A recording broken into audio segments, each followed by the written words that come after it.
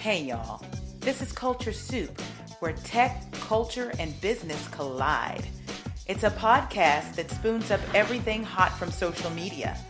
I'm your host, L. Michelle Smith, and each episode we bring you some of the most notable and not yet notable thought leaders in tech, business, and culture.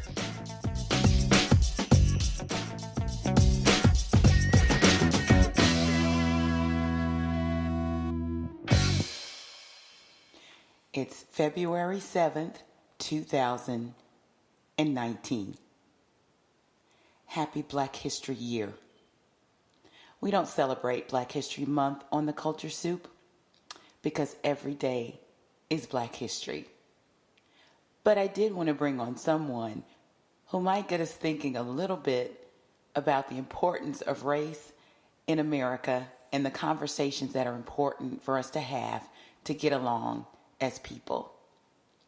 Risha Grant is an international speaker and author. I happen to know her because in the early 2000s, when I was running my public relations agency, she was doing the exact same thing in Tulsa, Oklahoma. We partnered on business together from time to time. But Risha and I became friends. Over time, Risha decided to take her skills in diversity and inclusion and parlay them into consulting for corporations and other organizations looking to improve in the area. Well, recently, she caused quite a stir, which is not so unusual on Facebook. I won't tell you the entire story now. In fact, I'm going to let Risha tell you. So much cyber dust was kicked up over the question that she raised that day about race. Isn't it something how race gets us going? Ladies and gentlemen, a special extended show with Risha Grant. Risha and I have gone back like 20-something odd years. We don't even remember when we met. Yes. But we did some business together when I had my agency, and she ran a PR agency. It was a marketing agency, right? It was full service? Yeah, it was, but it was always focused on diversity and trying to connect companies to diverse customers. Right. And, in Oklahoma, I was the only one of my kind for a very long time. Yeah. Oh, yeah. Oklahoma, yeah. Not too much worse than Texas. So, I mean, really. True, but you guys had, at the time especially, so much more diversity. True. We have a lot of Native Americans, but Native Americans don't seem to get the same the same coverage as Hispanic or African American or what have you. It's different. So anyway, what are you doing these days? You're traveling the globe. And traveling the globe and having stuff. Life. Yes, I guess. I guess I'm starting stuff, and frankly, I can't wait to get into the conversation because I think people have lost their mind. Yes, it's very interesting. And I think this is what we have in common just right here in this space and time. Because what I do in my 9 to 5 is communications, but it is also around diversity and inclusion and culture and all that good stuff. And so when I saw that you had raised a question on your Facebook page, I zoomed in just to see what it's about. So let's go in and have our Culture Soup moment before we give it away. All right? Okay.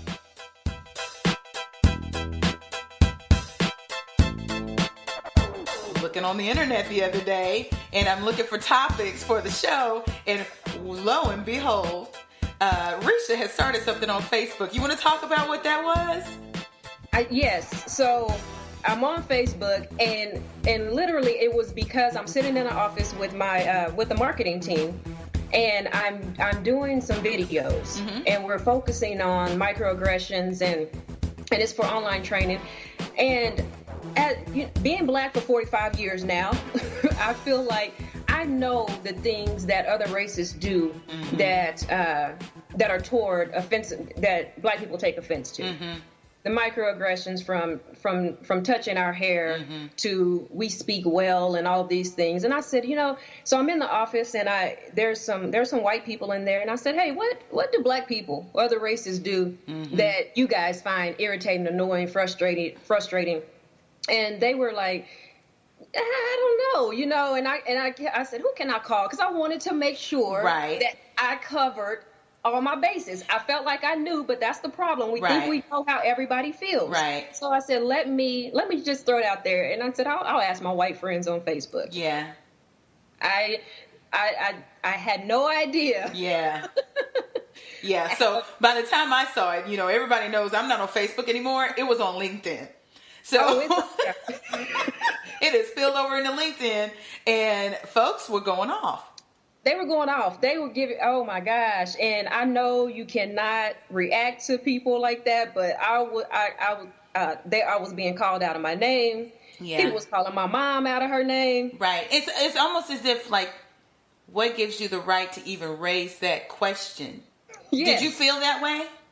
I did, and I was a little upset with myself that I was allowing it to bother me. Mm-hmm. But literally, I've spent my entire career trying to make sure Black people had a voice in everything that I've done. So to all of a sudden have mainly Black people coming at me the way they were, and I'm saying, hey, you can disagree with me without disrespecting me. Well, and here's the other thing too.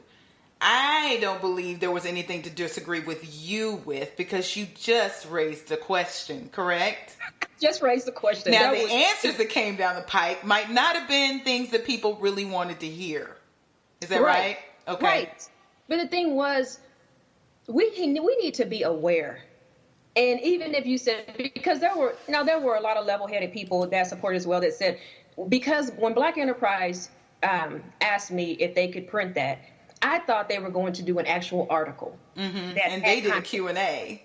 Yeah, they're like, let me just cut and paste. Yeah, 16 annoying things Black people do to irritate white people. Yeah. So I in all honesty, when I first saw it, I thought, I don't like this. Yeah. There's no contact. I even contacted them and said, hey, we could put a paragraph around this.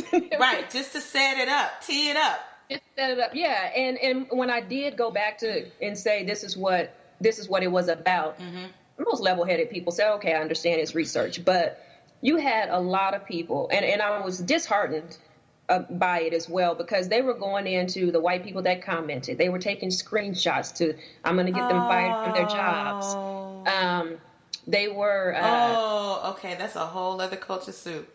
Oh yeah, it went in really deep, and honestly, and I was saying, okay, my degree is in journalism, so I always approach things from, I want to get both sides of this so that I can put together the best whatever it is I'm doing in a non-biased way. Because if Risha Grant, the person I know, personally, was reading this, you'd probably be appalled with some of the things that we're saying too.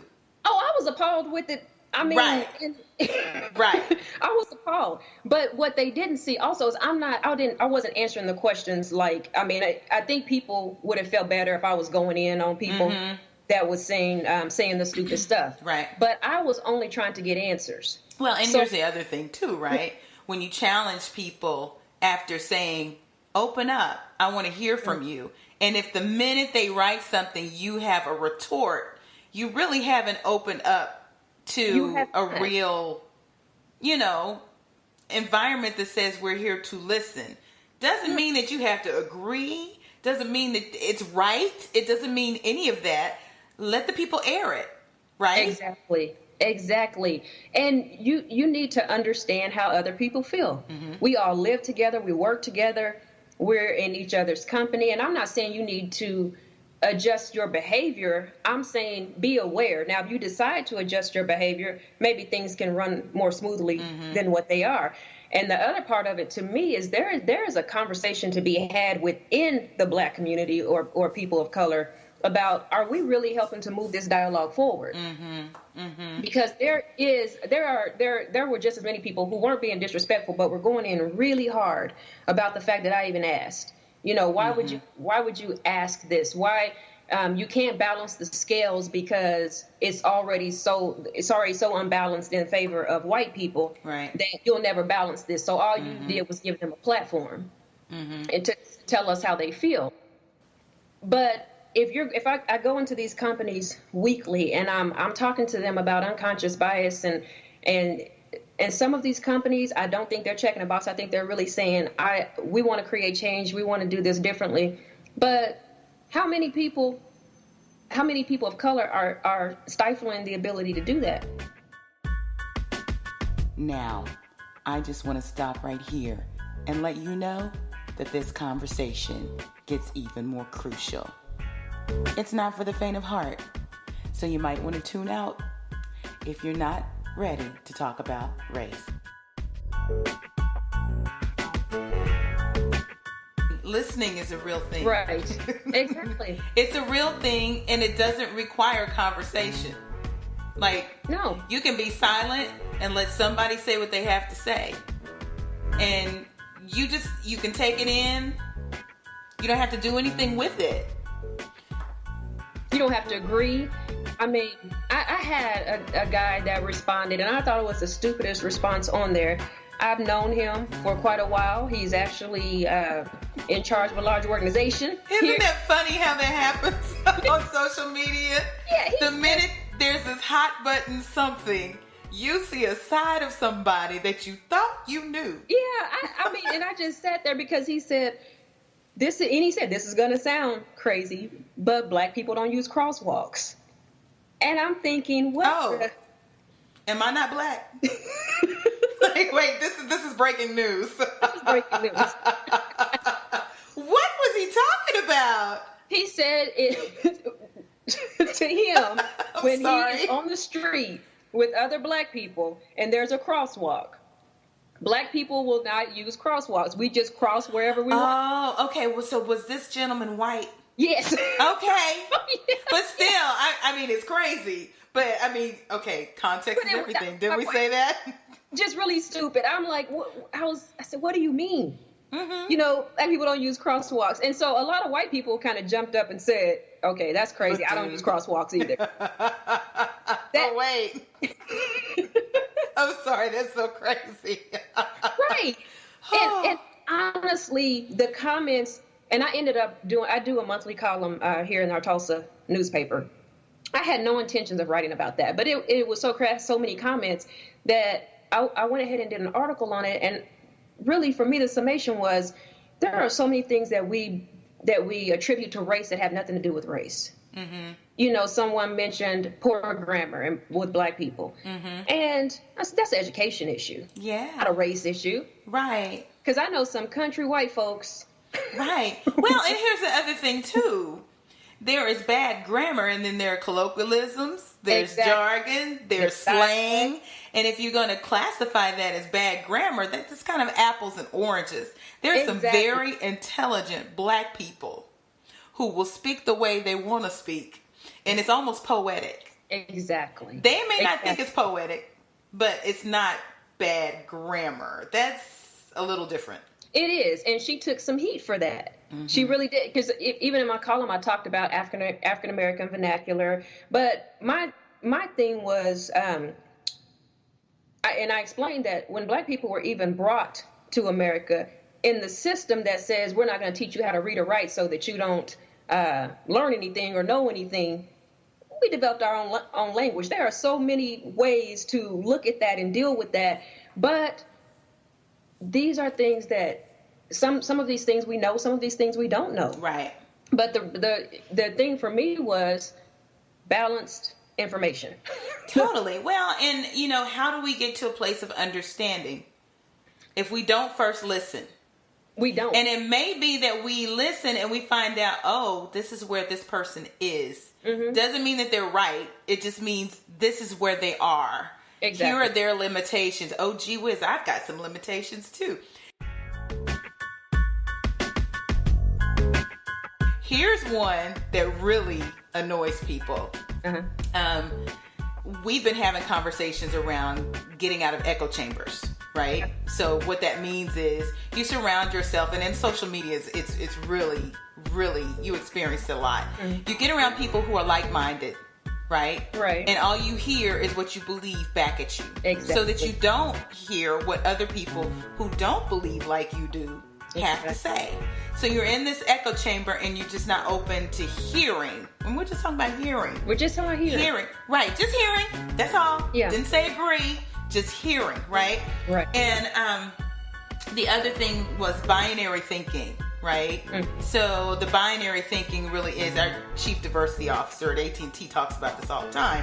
That's where it's black and white, and we're not talking about color, but it's black and white. There's no gray area. In other words, OG whiz, and I use this one all the time. You know, OG Michelle is a Christian, so she must be anti-LGBTQ, right? Yes. Furthest from the truth, right? Okay, but because some people see those as two opposing. Then right. Okay, so here's one that challenges people. All right, if you voted for Trump, you are racist. You're racist. And that's where I'm like, okay, yeah, that's one that I have difficulty with. And if you're able to admit that, you can start to think through it. Now, you know, I've changed mine to where it's like, okay, if you're still with the man, then maybe you possibly are, right? But just because you voted for them, right? There's some wiggle room there. Exactly. But you know what? When I say that to other black people, they look at me like, oh my goodness, that corporation has just gobbled her soul. Yes. You know? We lost one. We lost one. Woman down. Black woman down. So every once in a while, I'm going to break in just like this because this conversation about race is real.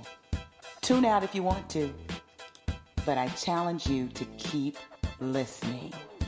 The key is listening. Yes, but I hear that in almost every speech I go to, and I ask them, it's always written down. If I support Trump, I'm racist.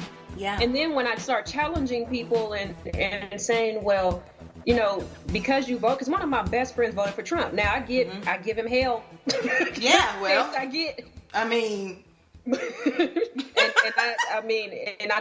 I'll say, okay, I don't want to talk about it. I don't talk about it because we're going to end up in an argument. But the reality is, I know he's not racist. He's a black man. We have some of the best conversations. I know he's not, but sometimes I'm like, I question your sanity. But Risha, I know you sit up there and go like, where they do that at? Like, oh man, like, how did this happen? I give it to him. I give it to him.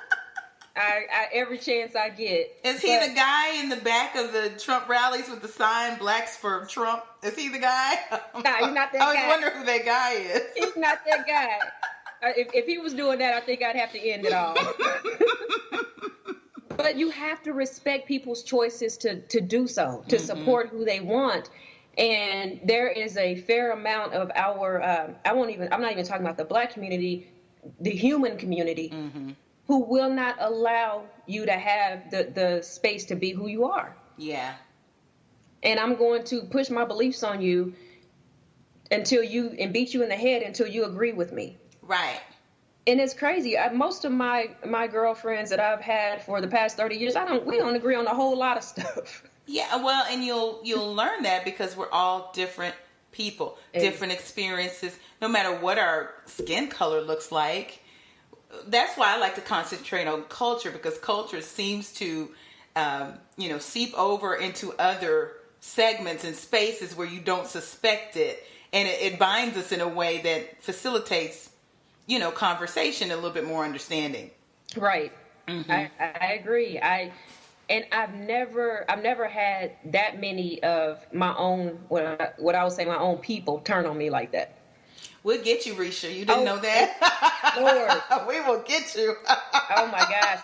We will drag you. Yeah. Yeah, Hughley reposted it, that he got it from Joe Claire. Oh, no. So I hurry up. The only thing DL said was, oh, Lord, somebody made us a list. So I hurry up and let him know what was going on. That's funny. Give it to DL. But, and it's crazy because I'm not as involved on Instagram. And I probably had about 300 followers. I got almost 1,000 in 24 hours. And Instagram is like the tame. That's like where people keep it tame. There's no back and forth, really. Yeah, they gave me a little bit. They gave me what I wanted a little bit. But when I did put context around it, most people said, I had more people that agreed with me and said, "Oh, I get it. I understand." And some people just said no. But I went Facebook. She's trash. Her mama trash. Wow. Okay. Cool. So let's give all the Culture Soup listeners some background on why you even broached this topic. What is it that you do? I am an international speaker, consultant, and I wrote a book called That's BS. Okay. How Bias to Naps Disrupts Inclusive Cultures and the Power to Attract Diverse Markets. BS is a play on the curse word. But last year I spoke in Ireland a couple of times. I went to Ecuador. I probably did 35 gigs. And what I've learned over the course, and then I spent 20 years just in diversity and inclusion and communications and all that. And people don't feel like they can express their feelings as to how they feel. And wouldn't you think, do you agree that people just want to be heard? Yes. At the end of the day. They just want to understand. I've had white men who are in leadership positions say to me, I don't interact with black people very much at work. I said, how is that when you are the person in charge? Right. And then you're supposed to be driving these initiatives. Well, one time I was describing a black woman and I used the word black instead of African American. She lit me up. I didn't know what to do. So I just tried to not have conversations. So he withdrew. Yeah. I don't want to do the wrong thing. I don't want to lose my job. I'd rather not say anything. Oh, wow. Okay, so let's talk about black versus African American, because that's very interesting. And I guess maybe regionally, I thought we were past this. Me too, but no. Yeah, wow. And the fact that she really got offended by it. And I told him that. That's her problem. Like, did she miss the 60s? I mean... And he said, I don't know what to do. I said, well, typically when I don't know how to address someone, I just ask them, how would you like to be addressed? I said that definitely because I had a issue understanding transgender people, and mainly didn't want to. I didn't want to be offensive and using the wrong pronoun. Right. So I had to start asking, how would you like to be addressed? Because I don't know how you're transitioning. And so I told him, I said, if that is an issue, I would just ask. Right. And I said, now, personally, I feel African American is more formal. It's used more in work, work cultures, academia.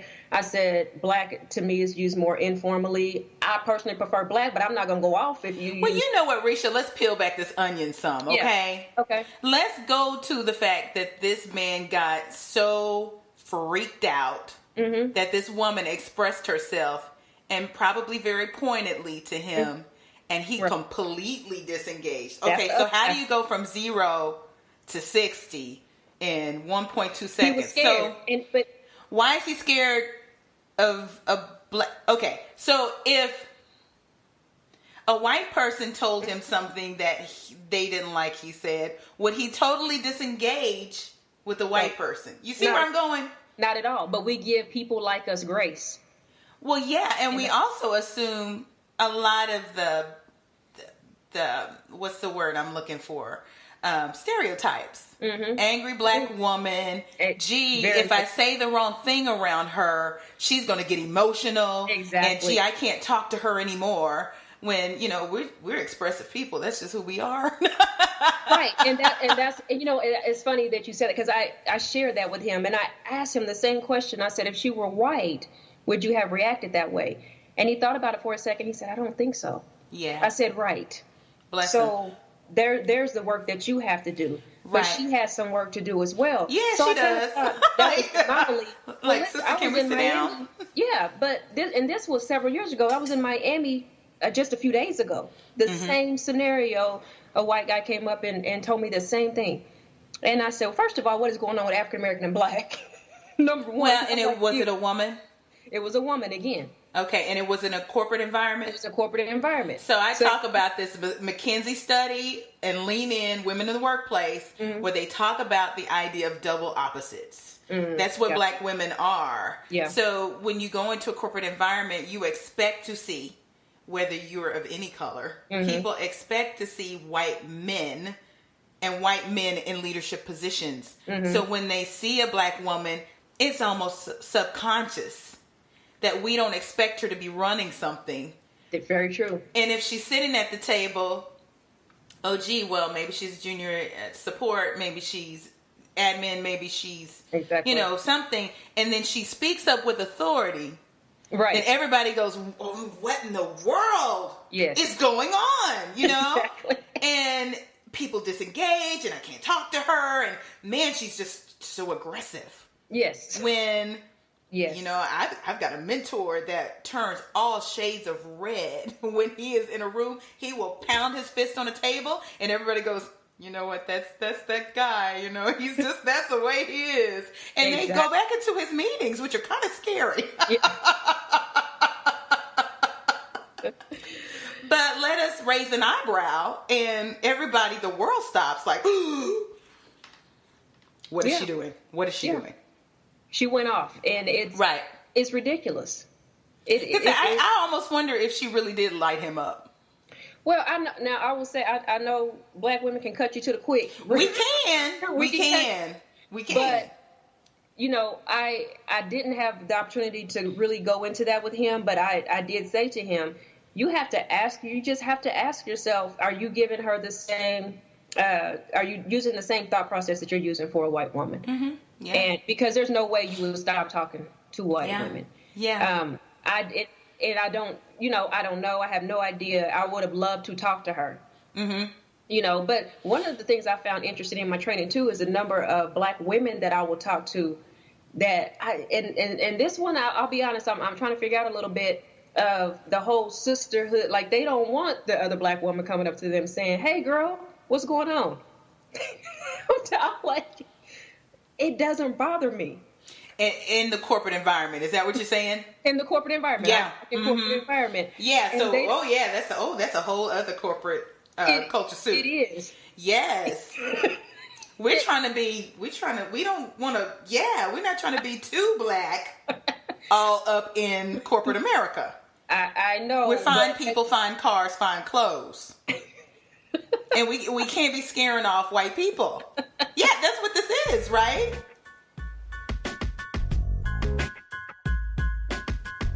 So I'm back to check your pulse rate. You doing all right? Because we're going to take it up a little higher. Keep listening. But it is, and I'm sitting there talking to black women, and I said, I get it. Because to your point, we don't want that. But some black women are looking for that camaraderie. They're looking to engage with you and create that sisterhood. We're all we've got in a lot of situations. Exactly. We've got to pull each other up. So by all means, let's have the camaraderie. It sounds like maybe they don't want it to be construed as too ethnic. Exactly. It's so funny. Exactly. Oh, that's so funny. Which, I'm an outgoing personality, and I'm pretty authentic at work. And I don't mind going, hey girl, what's going on? And it's okay. But I think what a lot of our sisters need to understand is when they nail that performance, like you're going to kill it every time, people know it. You can walk into a room and say, hey girl, what's up? And be yourself. And nobody's going to worry about it. Very true. So to all the sisters out there that are worried about somebody's going to think I'm black. First of all, you are. Second of all, go in there and kill your responsibilities. Do a great job. Then do you. Yeah, because they could care less. They don't care. They could care less if you are meeting goals and you're killing it. You can say whatever you want, damn near.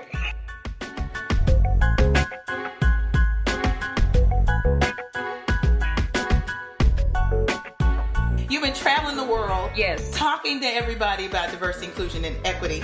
I am very interested to know, because you're going into different countries, totally different cultural contexts. In the United States, we've got the whole background of slavery. We've got things going on with the borders, all of this going on. So we have our little pocket of craziness, right? But when you go to another country, it's a whole different political, socioeconomic thing going on. So I'm very interested in Ireland. Because to me, they got hair like us, the whole nine. Right. And tell me what you're finding in a place like Ireland, where are they grappling with it? So Are there demographic shifts happening, or? More than anything, they're still grappling with religion. And where they are with religion sounds like civil rights movement in the 60s for black and white people. Wow. Protestants and Catholics, still, so I did what's called a Black Taxi tour, and there was a political mural tour, and we went to the Protestant side, and there on the sides of their homes and their buildings, they pay homage to basically people that had killed off all these Catholics. Wow. Huge painting of these people that have murdered all these people. So just to give us some context, it's like monuments of the lions that ate up the Christians. Yeah. Wow. Yes. And then you go on the Catholic side, and the sides of their buildings have pictures of all the people that have been killed, that have been murdered. There are two elementary schools right across the street from each other. The babies are taught colors, blue or green, and they know if they're blue or green, they can't mix with the other color. Ooh, the schools deep. Don't get out of school at the same time. Mm-hmm. You go down one street, you have this bank and store. You go on the other street, same bank and store, and because they don't intermingle at all. Right. They're part Catholic. I was so taken aback by how far off they are from, if you marry outside your religion, you lose everything. Wow. It was interesting. And a couple of them said, because they're not dealing with race, it's not a lot. I was in Northern Ireland and Belfast. So it was not a lot of race there, but gender is also a big deal there. Mm-hmm.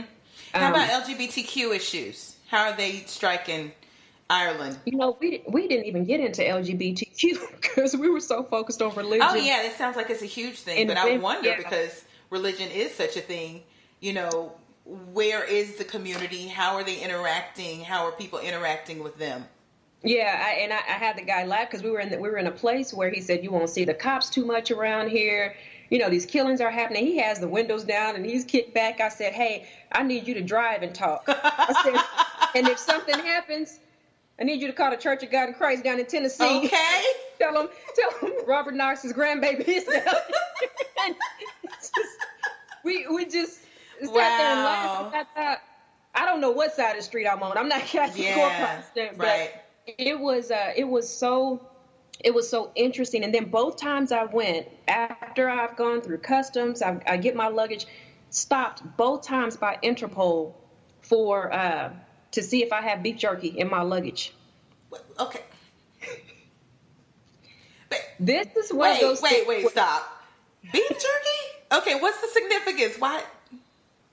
Apparently it's hard to come by in Ireland, and people smuggle it in. I'm saying, but they're not stopping anybody but me and the person with me, and we're black. Oh, so well, y'all were really outside the norm. I don't want to say it's race. I don't want to play the card. Those black people and beef jerky. But that second time, the first time we laughed about it, and we're just like, okay. Second time, we had to throw the card down. What? Why do you keep stopping us, asking us about beef jerky? And God, that's random. Yeah, and the guy, he really got upset because we were questioning him, and he wanted to see my emails, where I was speaking, what company, the addresses, everything. Mm-hmm. And he said, just answer my questions. What are you? And then he wanted to know what I was speaking about. So I say diversity. Nope. He says, we take diversity training every year. I'm thinking, not the kind I got. You have not paid attention at all. So it was really that was really. So I started asking people that live there. I said, hey, what's up with the beef jerky? None of them. They said, we have no idea. I said, so it's fair for me to assume I'm being stopped because I'm black, but do they not know beef jerky is not our food of choice? It's not our thing. We're not known for beef jerky. There's a whole lot of other stereotypical stuff. Exactly. I missed the boat. I wanted to write them and say, I think you may be referring to chicken.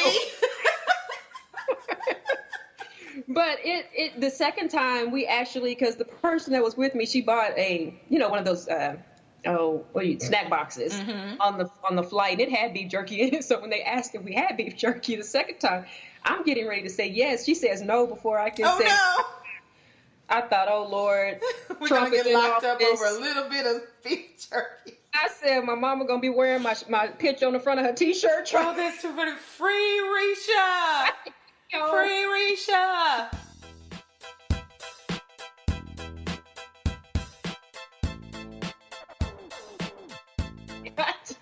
It was crazy. And Ecuador was different. It was the level of poverty was So is it classism and colorism? Yes, classism, colorism. I was asking the company that hired me was a media company, and I was asking them where kind of the background of the country. I did some research, but she said, it's 7% white and they really run our economy. Mm-hmm. And I said, well, where are the people that look like me? Where my skin color? Mm-hmm. And she said, well, they don't exist. And I said, what do you mean that they don't exist? Come on now. And she said, well, what she meant is they have no value. Right. And I said, now when you say they don't exist, I said, do you mean literally you have no mm-hmm. Black people, African American people here? She said, no. We have people that are Black, but they if they work in corporations, they're janitors, they are not acknowledged. They're indigenous. So, we took a trip out to the beach, and you would see these houses literally sitting on stilts just on the mm-hmm. side of a mountain. And that was where we were. And I honestly, I felt myself get down. Mm-hmm. And I remember texting some family back home and just saying, why are we not valued anywhere? And it was kind of hurtful for me. Yeah, and even when you go to India, yeah, you will find that there is a caste system mm-hmm. around skin color, not just wealth. Like the darker you are, the more people don't value you. Exactly. And we talked about this a bit on the episode with Jared Hill. Go back and listen to that. I think it's episode 4, something like that. Wherever there was colonization, you see this.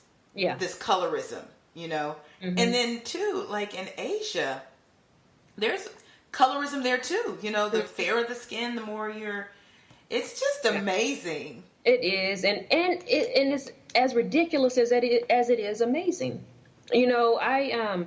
I really felt in Ecuador, I was ready to go. I was ready to get home. Mm-hmm. And mm-hmm. the first question when I finished speaking was, how do you do the work you do when you guys elected a bigot for a president? Whoa. You know what? Find the lie. It's a good question. It's a really good question. It was. And I told her, I said, well, first, when you say you guys... Yeah, who was that? We did not, I broke down the demographics of who voted for Trump and what that looked like, and just expressed that it's more important than ever now for us to have these conversations. We have to move forward. I mean, you look at our economy, and if none of that matters to you, our kids they're not getting it. They're not doing okay. How are you doing? You good? I figured you are. We take it up a little bit higher. Hold on. But listen.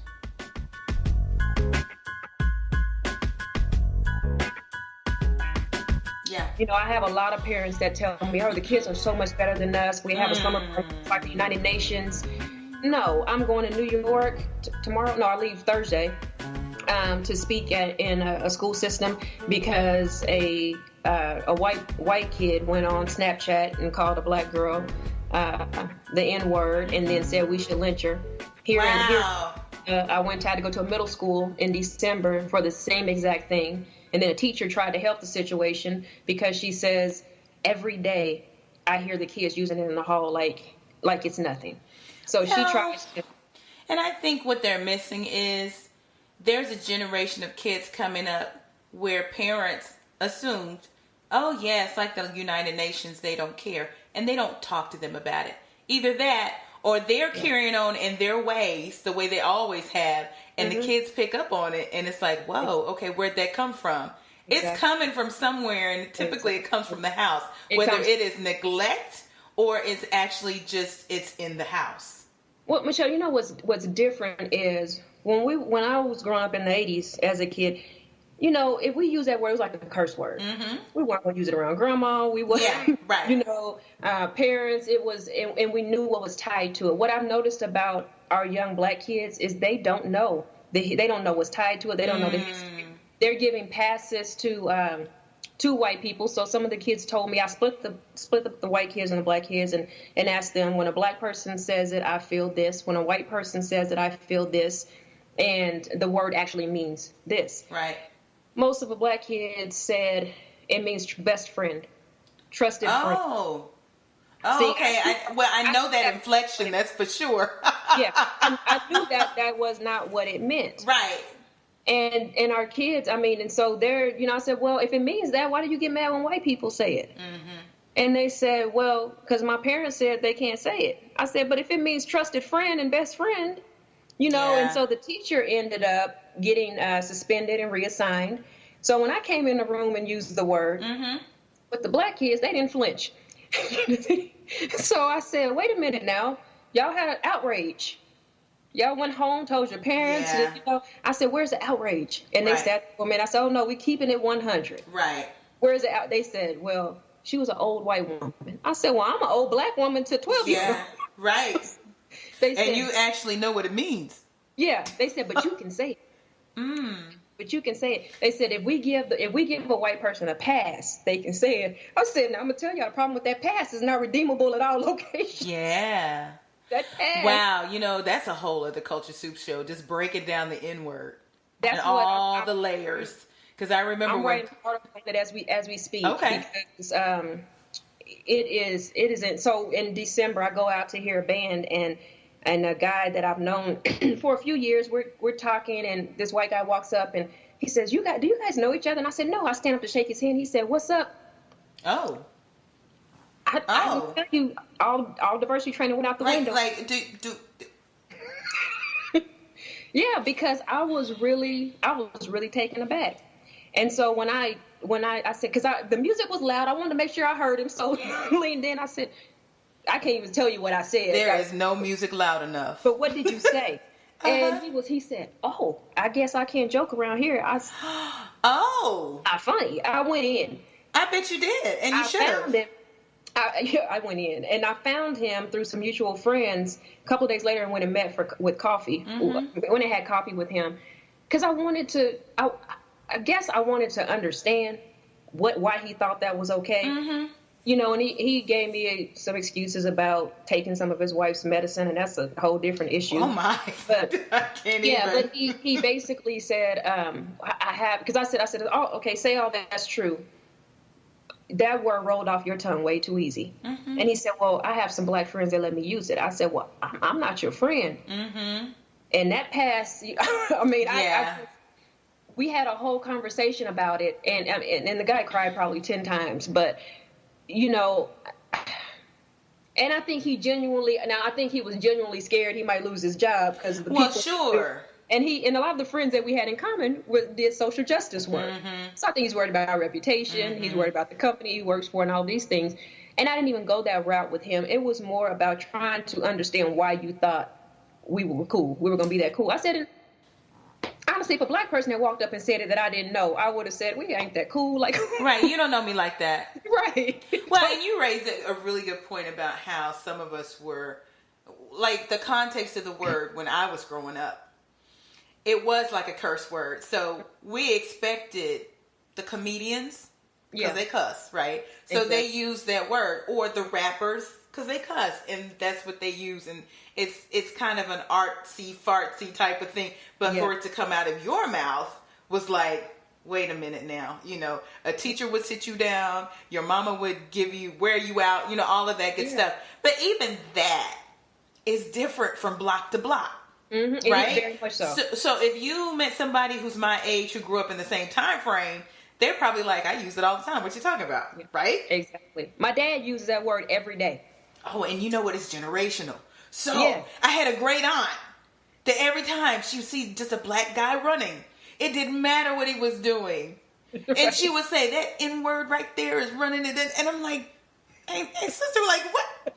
What? But it was generational. Like, so wrong. Yeah. And in her context, it was a negative thing. Like the good people were good black people. They were good, and maybe she would even say not colored people, but there was another term. Mm-hmm. Anyway, but you could, if you were a good black person, you were not an N-word. Yeah. And if you were a bad one, then you were an N-word, and that was a great way to describe you. It's totally generational. Oh, it's crazy. I'm writing an article now, and I'm just like, there's so much to it to unpack. Because my dad, now he uses it in both terms. His friends, that's how they greet each other. Like my dog, my N-word. Yeah, yeah. But then if somebody is out of line, they're that too. Mm-hmm.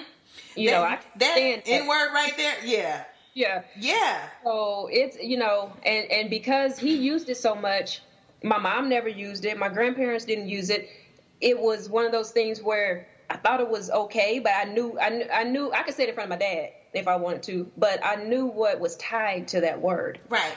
And that's what I ended up showing the kids, images and of what it came from, the origin, and how, and they realized, I said, I'm not naive. You're not going to stop using it, but know what you're saying, right? And understand what this is from. And so it takes me back. You remember when the NAACP had a whole funeral for the N-word? Yes. They laid it to rest. They had a whole, it was a really great media opportunity. It was genius. Yeah. And then not too long after that, Chris Rock said, it's Easter. I am resurrecting it. And we laughed, which is a crazy thing. This is like Spike Lee, in Bamboozled, where the imagery was so stark and so crazy that you were doing this uncomfortable laugh. But here we are laughing at the fact that Chris Rock resurrected this pejorative term, and we're like, yeah. And it makes you really wonder because it has so many layers. It has, and it's so hard to unpack. I remember when Oprah tried to tackle it, and she had Jay-Z on, and Jay-Z was like, nah. Oprah tried to go back and talk about the history. He's like, nah.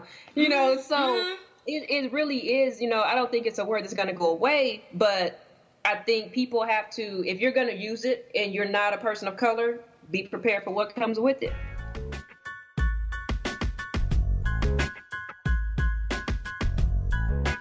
So, Risha, what tips do you give people?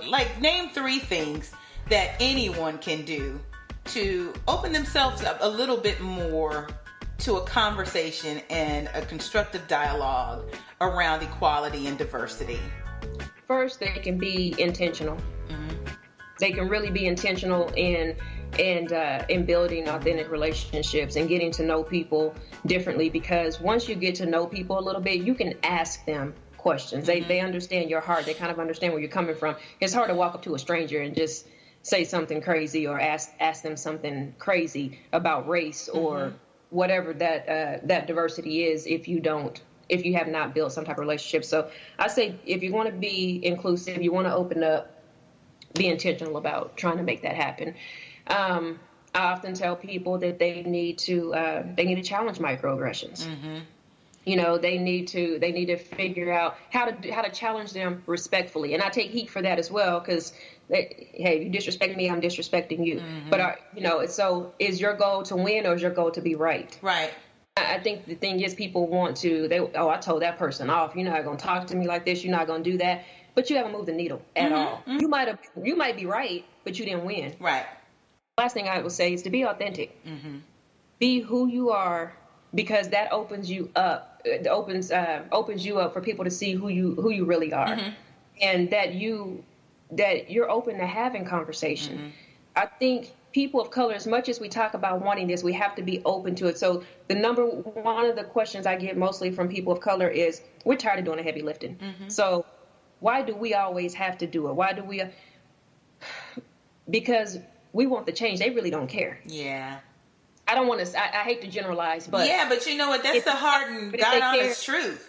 Yeah, if they care, we wouldn't be having a conversation to begin with. So it's not, for whatever reason, the money aspect of what's in the buying power for people of color and diversity has not moved these companies enough to want to go after those dollars. And if they do, they buy our hair care products and our companies up, and then you look up and you're running a black hair care product and there ain't a black person on the board or in leadership or any of that. So if they cared about that, we wouldn't have the conversation. So we've got to do the heavy lifting for a minute. Yeah. If you don't want to do it, then you have to be okay with status quo. Mm-hmm. And I take the heat from that. Like, why do we have to continue to do the heavy lifting? And I hate it as well. Some days I'm not in the mood. It's exhausting. To school you. Like, it is so exhausting to be black some days.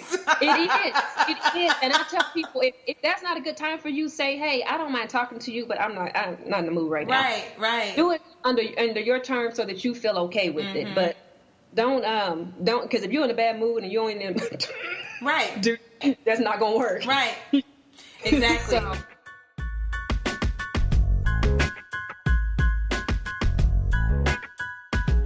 So what projects do you have coming up? Any books, anything that we need to know about to look out for? I do. So this whole debacle, I'm turning into an ebook. All right. I'm down for some ebooks, girl. With how really it's really about microaggressions, but I don't like to use the word microaggressions because I think you have to be in the corporate You world have to know what that means. Right. Yeah, to really understand what that means. So that's why I said annoy. What do we do to annoy and irritate each other? So I'm going to pick apart the responses that I received. And I just asked last week people of all races to chime in. And I mean, when I tell you people are going in. Oh, yeah. Well, I appreciate your time. And you let me know when that ebook comes out so we can share it with everybody. Everyone, I have Risha Grant today. And do you have a website? I do. It's RishaGrant.com, and that's RishaGrant. Awesome. And where do we find you on Instagram? And we promise not to light you up. Yeah, please don't light me up. I need some support out there, y'all. Instagram, LinkedIn, Twitter. I'm not that good on Twitter. Okay. Facebook, and also you can find my book on Amazon or my website. Awesome. Risha, thank you so much for your time. It was a great conversation. Thanks for having me, Michelle. It was great to talk to you. It's been so long. I know it's been a while. Well, we made it, and we made it together. I hope you enjoyed the conversation as much as I did. It was a little uncomfortable in spots. You agree? But that's how we get to understanding. First, we must listen. Follow me and The Culture Soup at The Culture Soup on Instagram and Twitter, or go to theculturesoup.com for more on this amazing show. Next episode, make sure you tune in. We'll have the amazing best-selling author, life coach and strategist, Valerie Burton. Until next time, see you online.